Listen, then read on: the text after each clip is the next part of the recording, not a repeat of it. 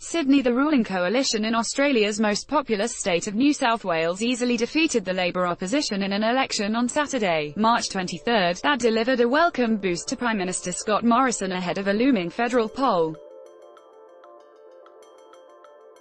The state's premier, Ms. Gladys Berejiklian, became the first woman to win an election in NSW, though it was not clear last night whether her Liberal National Coalition will have an outright majority or will be forced to rule as a minority government. As counting continued last night, the coalition was expected to win 45 of 93 seats in the lower house, with Labor winning 35, 8 going to minor parties and independents and 5 seats still unclear. In a victory speech in Sydney, Ms. Berejiklian praised a state in which someone with a long surname, and a woman, can be the Premier of NSW. "My team and I will continue to work our guts out to make sure this state and its people continue to ensure that we have the best opportunities on this planet," she said.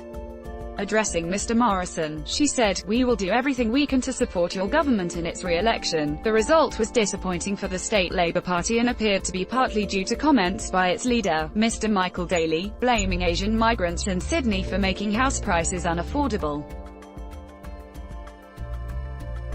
But voters also appeared to back Ms. Berejiklian's big spending plans to build new rail and road networks and to provide funding to assist parents with after-school care for primary school students.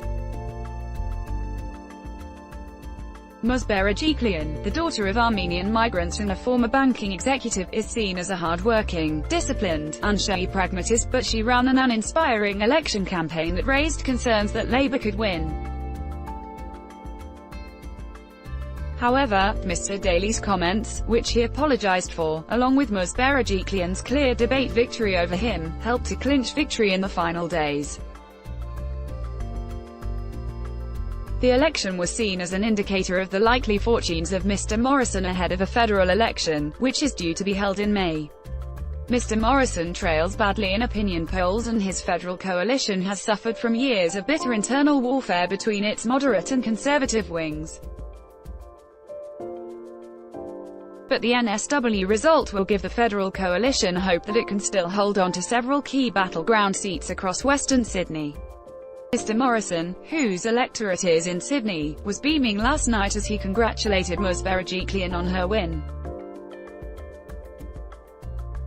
"In 2 months from now we'll back here celebrating another Liberal national government return to office," he said. With almost 60% of the vote counted last night, all major parties, the Liberals, Labor and the rural-based Nationals, all saw their votes decline compared with the 2015 election. The state coalition was expected to suffer an overall 2.3% swing against it and was on track to lose 2 seats, 1 to Labor and 1 to the rural-focused Shooters, Fisher. NSW, with a population of about 8 million, has a strong economy with an unemployment rate of 4.3%, the lowest of any state. Labor ruled from 1995 to 2011, but the coalition has now won 3 successive elections. Ms. Berejiklian became premier after her predecessor, Mr. Mike Baird, resigned in 2017. Mr. Daly's party leadership is likely to come under pressure, especially as several of his Labor colleagues blamed his comments about Asian migrants for the party's disappointing result. The debate and the comments on that video, they were 2 major setbacks for Labor MP Jodie Mackay told ABC News. The Greens were expected to win 3 seats, with 3 going to independents and 2 going to the Shooters, Fisher. If the coalition fails to win a majority, it will need to rely on the support in Parliament of several of these crossbench MPs. In the upper house, no party was expected to win a clear majority. A controversial former federal Labor leader, Mr. Mark Latham, who has become known in recent years as a provocative right-wing commentator, was set to be elected as a member of Pauline Hanson's anti-migrant One Nation party. JonathanMPerlman@gmail.com